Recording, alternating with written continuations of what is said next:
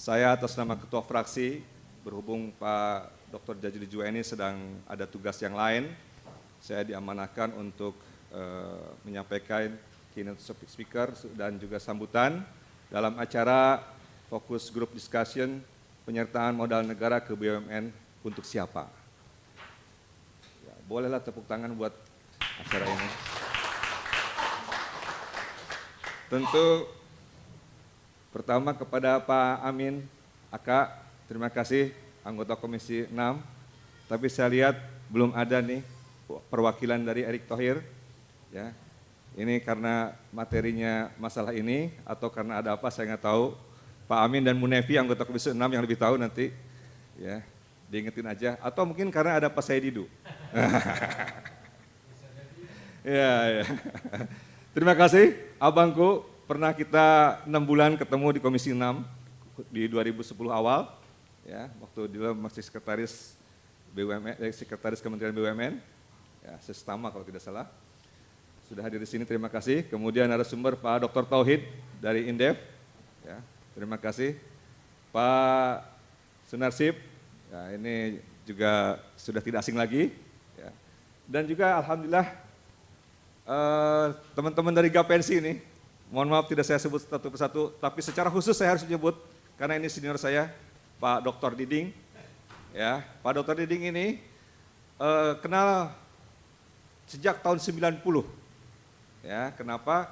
Beliau masih di Bengkulu. Saya pertama kali jadi auditor di Bengkulu, Pak, dan ketemu Pak Diding ini. Nah, ya, jadi nggak tahu Pak Amin nggak inget kan ya? Pak Amin nggak inget, padahal duluan dia. Jadi Bapak Ibu sekalian, tema kita ini sangat benar-benar penting, ya. Ini pertanyaan untuk siapa? Mudah-mudahan bisa terjawab oleh para narasumber. Cuman kurang seru memang karena dari pihak yang mengurusi PMN ini nggak datang.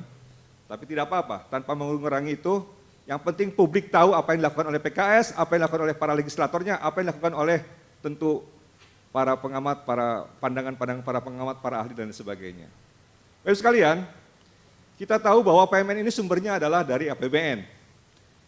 APBN itu mostly bagian terbesarnya adalah kontribusi rakyat seluruh Indonesia. Namanya pajak, penerimaan perpajakan. Dalam struktur penerimaan perpajakan, yang terbesar itu adalah justru pajak pertambahan nilai. Bukan pajak orang-orang terkaya di Republik ini, bukan. Bukan juga dari pajak perusahaan, bukan. Tapi yang paling banyak kontribusinya adalah dua, yaitu pajak pertambahan nilai dan pajak penghasilan pasal 21. PPh 21 itu siapa? Ya seluruh kita semua. Seluruh buruh, seluruh guru, PNS dan sebagainya. Siapa yang berkontribusi PPN? Seluruh rakyat Indonesia. Mulai dari yang membeli mobil mewah sampai dengan orang yang beli onderdil motor butut. Mulai yang membeli rumah mewah, sampai orang yang membeli ibu-ibu, beli kerudung atau beli baju. Artinya apa? Kontributor terbesar dari penerimaan negara itu adalah rakyat Indonesia. Pertanyaannya adalah, ya memang di situ ada topang juga karena defisit terus ya, Pak Sunarsip, Pak Tauhid, akhirnya utang juga membengkak. Sudahlah utang membengkak, kadang-kadang pengen gaya-gayaan. Bikin kereta cepat yang tadinya B2B jadi beban rakyat, nah itu kan salah satu bentuk gaya-gayaan. Ya. Udah impor, ngutang pula gitu kan.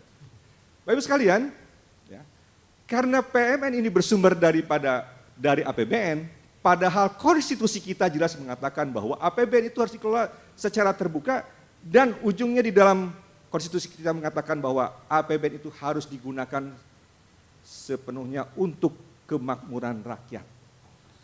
Pertanyaan kita adalah apakah PMN ini untuk kemakmuran rakyat atau menutup bolong-bolong kebobrokan, mismanagement, fraud yang terjadi di BUMN. Jadi kita harus bisa menilai secara jernih.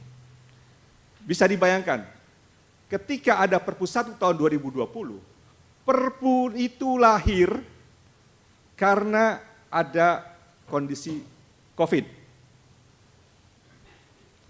Ada kedaruratan menurut versi pemerintah. hal yang paling dikritisi oleh PKS, walaupun pada akhirnya PKS kalah, karena hanya PKS yang menolak Perpu 1 itu, adalah ketidakterbukaannya di dalam proses pengolahan APBN, dalam pengajuan APBN. Di Perpu itu hampir-hampir tidak ada representasi yang dari rakyat melalui DPR.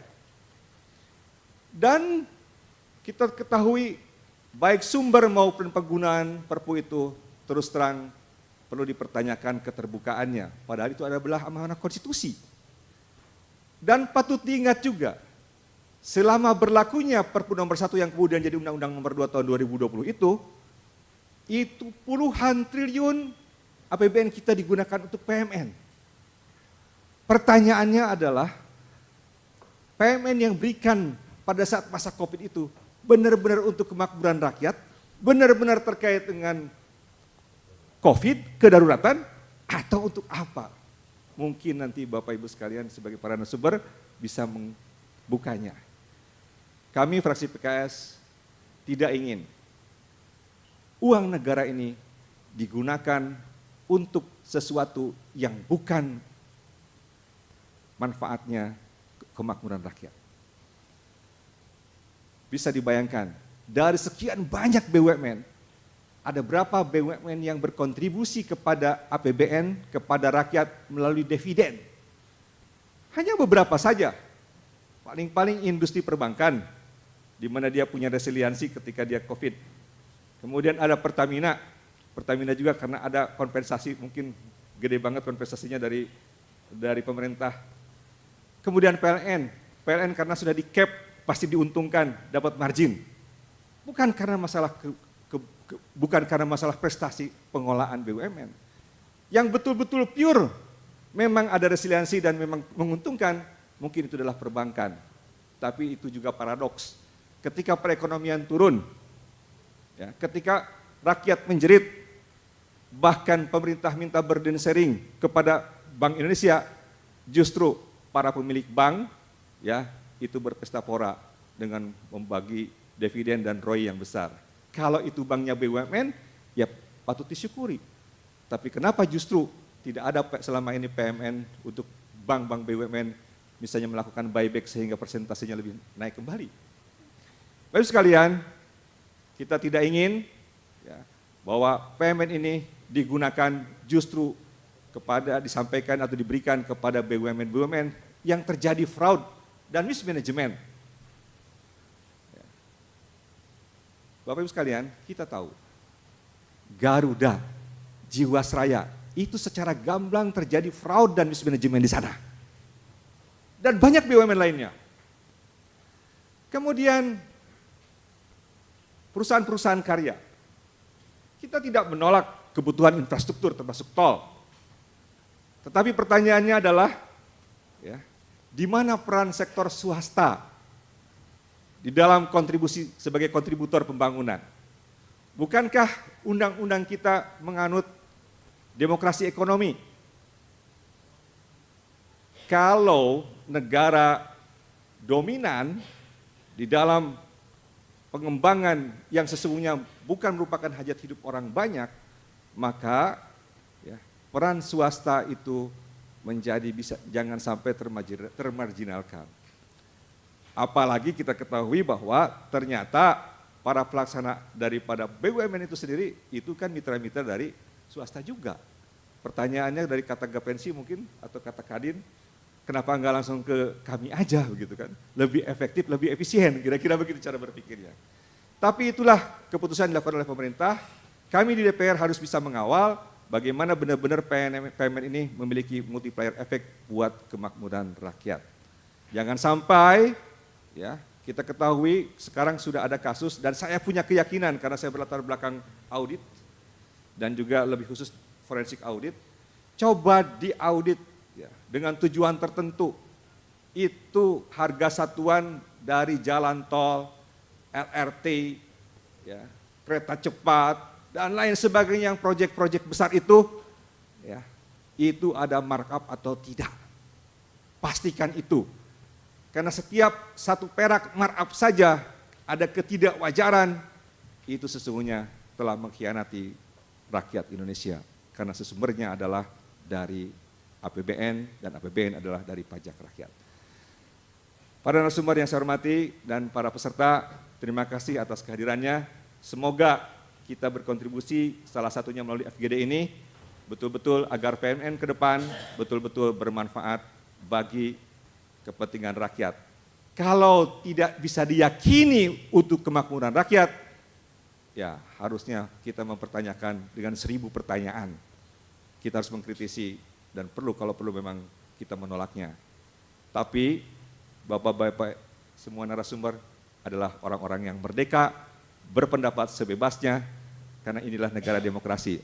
Jangan sampai di negara demokrasi kita berpendapat dikriminalisasi. Semoga tidak